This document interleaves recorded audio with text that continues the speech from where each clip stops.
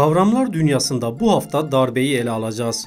Her zaman olduğu gibi hem halka kulak vereceğiz hem de darbenin tanımını sizlerle paylaşacağız. Genellikle askerlerle özdeşleşmiş olsa da sivil darbelerle de yüz yüze gelebiliyoruz.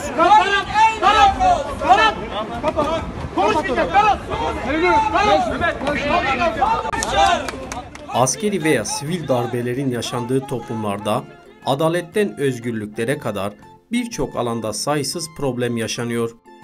Bu yüzden darbe kavramını birçok kötülüğün kaynağı diye niteleyebiliriz. Peki bu kavramın sokakta nasıl bir karşılığı var? Halka göre darbe nedir?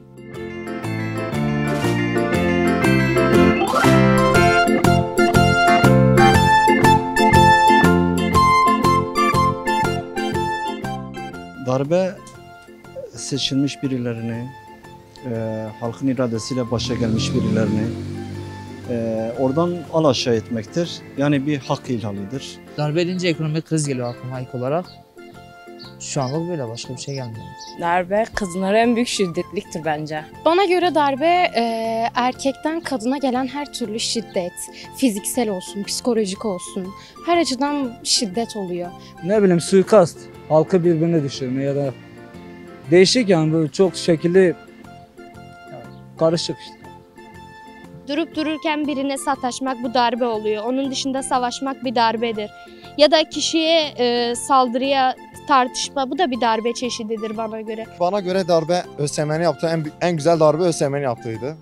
Çünkü onca yıl çalış, çabala, uğraş ver. Öğrenci ÖSYM gelsin ki bizlere karşı bu tür mesela paragraf, 32 tane paragraf sormuş. Zaten kafa gitmiş. Adam Mabel Batiz'i sormuş.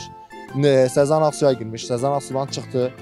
Neşet Ertaş'a girdi. En son Harry Potter'a girdi. Zaten kafa kalmıyor. ÖSYM'nin yaptığı en büyük darbe zaten yeterdi bizlere diye düşünüyorum. Teşekkürler. Bana göre darbe milleti sömürme eylemidir. Yani kadına şiddet olsun, hayvana şiddet olsun. Şu an canlı veya cansız nesnelere yapılan her şey bana göre o kişinin varlığını elinden almış bir sömürgedir. Bana göre darbe hakkımıza taciz edilen, hakkımıza göz dikilen bu olaya karşı bir girişimdir. Bana göre hakkımızı savunmamız demektir. Yani mesela bu hakkı bizden alıyorlarsa biz buna izin vermemeliyiz. Darbe bana kalırsa herkes tabii bu soruya şöyle cevap veriyor daha çok. Askeri olarak işte bir hükümetin silah zoruyla indirilmesi olarak görüyor ama bana kalırsa hayatın her alanında darbe olabilir. Ekonomik yönde de darbe olabilir. Ne bileyim, iş hayatında bir darbe olabilir. Sosyal hayatta, aile içerisinde darbeler olabilir. Güçlü olan tarafın zayıfı ezmesi gibi bir şeydir.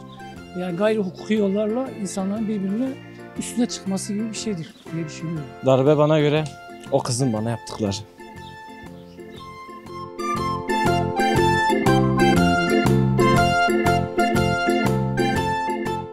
Suikast, zorbalık, seçilmişleri görevden almak ve ekonomik kriz.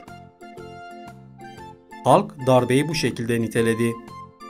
Tanım yapmaktan ziyade darbenin sadece askeri alanda değil, her alanda olabileceğini söylemeyi tercih edenler de vardı. Bakalım verilen cevaplar ne kadar doğru ve darbenin temel tanımı ne? Şimdi hep birlikte göz atalım. Bir ülkede askeri kuvvetler tarafından silah zoru ile ülke yönetimine el konması. Bu askeri darbenin tanımı. Darbeyi sadece askeri temelde ele almak doğru bir sonuç doğurmaz. Zira askeri darbelere oranla daha az dillendirilse de sivil darbeler de var.